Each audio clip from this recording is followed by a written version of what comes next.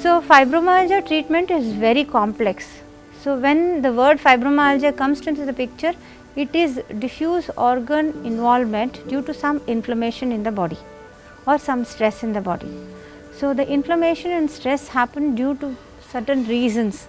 So, first is to go and find out why it came to you, and whatever that can be treated. Let us say vitamin D deficiency going on for a long time itself could be a reason for fibromyalgia. Just it corrected, because it is easily correctable problem. Or it could be, in my case, it was a food allergy that caused inflammation in my body. So, find out if it is due to food allergies, and if you are allergic to food or intolerant to any food, stop those foods, because inflammation in the body can definitely come down if you stop those foods. So, and then pain management comes into the picture, because that is the most important part of fibromyalgia treatment. So, how do you manage pain? Yes, painkillers, muscle relaxant, they are there always to support you, but do not take those medicines by yourself. Let them be guided by your doctor for how much painkiller you can take, how long you can take. But there is one painkiller that can be very safe for you if it is prescribed by your doctor, that is pregabalin. That we have different molecules there, but there are a lot of cheaper Indian molecules also.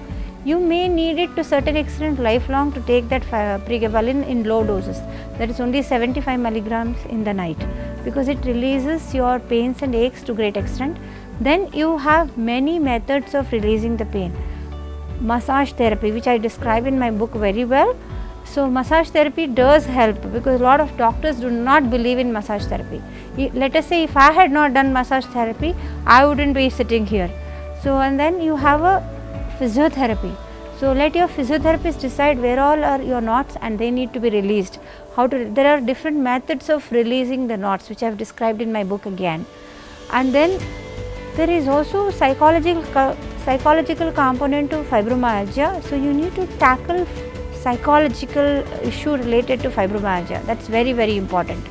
So, maybe your clinical psychologist can help you to find out whether you really need a psychiatric treatment. Then you go to a psychiatrist, he will decide whether you need any mild medicines or high dose of medicines. Lot of times psychiatrists also counsel your family members to see what else is going on, because so the biggest problem is fibromyalgia is when you end up with psychiatrist, because olden days fibromyalgia was just treated by the psychiatrist. So now it is not only psychiatrists, many other specialists have to treat this problem. So when I said psychiatrists were taking, that means some patients may directly go to psychiatrist. So that is why I always say, whatever book that I have written, it is not only for patients, it is also for doctors, just how you can also take care of these patients, because doctors feel very tired of taking care of these patients. They are fed up. It is easy for them to push all the patients only to psychiatrists, and psychiatrists, they numb you everywhere and they treat you. If they give you high dose of psychiatric medicines, then it is difficult for you to get out of it. So how balanced they have to treat these patients also is very, very important, I feel.